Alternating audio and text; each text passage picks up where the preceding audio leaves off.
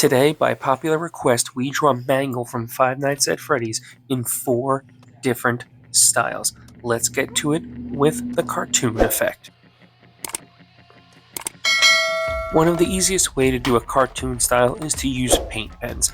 They are incredibly forgiving and they give amazing coverage. There is a little bit of a cost, and that is sometimes you can cause the colors to streak. The one way we're going to prevent this is by working gently and softly in layers. If you double layer, you'll wind up having just a nice flat, even color. That's a really good tip that I think a lot of beginners don't really use with their Poscas and other paint pens, is they kind of just quickly scribble across. But a great way to get an even coverage is to just give it one way and then go the opposite direction, and then boom, you'll get that beautiful, flat, matte finish. Mangle was an incredibly hard character to not only draw, but to color and to add in all the little details, mainly because it's a lot of metal, and usually metal characters are just something that aren't my particular forte. I'm not really good with robotic structures. I like organic structures. I like structures that kind of look like they've been withered away. That's why I like horror characters, but when it's just simple analysis of highlights and shadows, sometimes it is a little bit hard for me to achieve everything that I want in the drawing to make it look as realistic as I want to. So this is actually going to be a really fun but complex challenge for me. With the cartoon style complete, let's tear up Mangle. This is a fun style that I created, and basically the concept of the style is to make Mangle look like the paper has been torn away and you can only see remnants of Mangle underneath. When the effect is complete, it's a really cool illusion, especially when you put your hand across and you pull it away and then all of a sudden, bam, the character just comes to life, but yet again is scratched away. So how do we achieve this? We erase away the sections that we want to not show up at all, then we ink it. But the fun part is you can go as realistic or not realistic as you want with the coloring. Here I'm going to go with a semi-realistic. Because we have the cartoon, I'm going to leave that one pretty bold. I'm going to leave this one a little realistic and push the realism as we progress further within the drawing series. But yet again, because it's metallic and because there's lots of subtle highlights and shadows and lots of gray tones, it becomes a little challenging to do for where all the little variations take place. So you really gotta bog down and think to yourself and look at the reference image and analyze the character as a whole. But as you can see, when we pull our hand back, boom, the illusion comes through and Mangle is scratched away as we now head on over to the withered style. There isn't a specific canon character that is withered Mangle, because Mangle by themselves is a withered character. It's basically Toy Foxy, the undamaged version, becoming stripped apart and reattached into all these pieces to become the character known as Mangle. And if the lore was a little luring and I got that a little twisted, well then I'm sorry, but basically from what everything I remember from the games and quick research notes is that, yeah, it's basically Toy Foxy destroyed and then put back together again. So we're going to have to then readjust the character to a lot of artistic interpretation, basically looking at a lot of the other withered characters and then applying our own touch to make it even more destroyed. I didn't want to go full nightmare, but I wanted to make it feel original. So how we're going to do this is basically to establish really harsh, dark, caved-in areas where all the damage is taking place. So I'm going to establish my darkest dark first, and then to give all the little subtle dents and pithing in the metal, that's where we're going to take our ink markers and basically just add layers and layers and layers of gray. Since Mangle is mostly a white gray toned character, that's pretty much where all the coloring is going to come through. What we really want to showcase here is highlights and shadows and subtleties of gray. That's how we're going to basically build up these layers of damage that come across the character. And with the withered style complete, it's now time to head on over to the realistic side. But here's a quick tutorial for you. If you're struggling with color pencils, there are 3 ways you can achieve the same type of blending but get different results. So here I'm just working the same layer over and over and over with the same pressure, and then I'm going to progressively pull it across the page. And by doing so, that's how we're going to achieve our shading.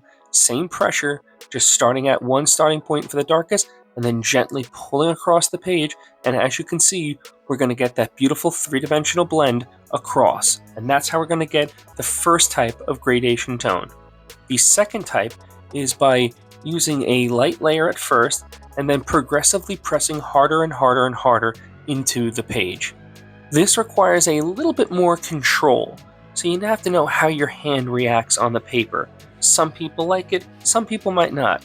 The third way, and this is a way that I often use, is what's known as a hatching. So we're going to do, once again, the same pressure stroke across the page going one way, but then going across again the opposite direction. So this is how we get a nice cross-hatching texture, and once again it gives a nice gradation. I tend to use a myriad of these types when doing all of my color pencil work. It depends upon not only the textures of the character, but also the shape of the character. So if it's a more spherical character, I might use cross-hatching. If it's a more human character, I might use more of a pressure blending. So what I'm going to do is showcase kind of like all three of these, and I think you're going to see how they all work in this big drawing now. So in this beginning section, you can see how I'm using that first style of blending is by working the same layers over and over and over to develop basically the gradations. And when you add like that pink tone here, you can blend in that black and get those nice smooth blends. By doing so, it's really good for tight areas as well. And then by doing so, you basically get a nice smooth blend without having to damage the paper or overwork the area. One thing is always brush out the little clay bits of your color pencil. It makes all the difference because that way it won't smear across the paper. Now for the eye, I'm going to use more of a pressure blend because it's a very small, precise area. And I want to make sure that all of the pencil gets nice and embedded into the paper because we want to make sure that it's easier to blend. Certain techniques are going to require certain styles, and basically that's just more of a learning thing. It's also kind of an experimental thing. You want to make sure that you're learning these different techniques because some might work for you, some might not. All of them might work, but you won't know until you actually try. But the biggest thing is, especially with color pencils, is take your time. As you can see with the layering here, it takes a tremendous amount of effort to get all the blends that I really want to achieve. It's constant layers and layers on top of each other to make sure that we get the kind of blends that we want to. If you just try to press really hard with one color and press really hard with another color, you're essentially just painting with color pencils, but you're not going to get the really smooth blends that you might want to achieve. Even here, I'm layering down some layers of gray, then using like a putty beige color over the top, and then I'm going to continuously bounce between the two colors to get all the blends that I really want. But again, a lot of this takes the most important thing, time and patience. As you can see, even though Mangle is mostly grays and some hints of browns and reds and pinks, it seems like it's easy, like, oh, it's just a white character, like I don't have to go into that much detail. But that's where you can be really wrong, because if you just kind of throw a gray tone and a white, it's going to look really plastic, it's going to look synthetic, it's not going to have a lot of life. A lot of times when people stick to monochromatic styles where, oh, the character is brown or the character is yellow, or like The Simpsons, or the character might be purple or whatever. If you just stick with a simple monochromatic palette, then the character's not going to look as realistic. They're going to almost have like a mask-like quality, a vinyl plasticine look, and we want to try to avoid that by adding some yellows and greens and reds and purples and varieties of colors within all of the colors that we draw. That's what gives life to any kind of realistic effect. So the last little bit of advice I can give to you before we head out is always enjoy and have fun with what you're doing, and basically push the boundaries of the colors that you use. Don't just stick to the simple colors. Push it, have fun, add some purples where there might be yellows. Enjoy color theory. Just get out of your comfort zone and enjoy trying to create something fun and new. But I do have to ask you an amazing question. If you like this, if you really like this and you found all this informative, then please do me a favor, hit that like button, hit that subscribe button. It lets YouTube know that you really like the content, so if you like anything that you've seen here and you found it informative, then please do me a favor, hit that like button and hit that subscribe button, and also let me know which style was your favorite. Thank you all for stopping by, and I'll see you all in the next video.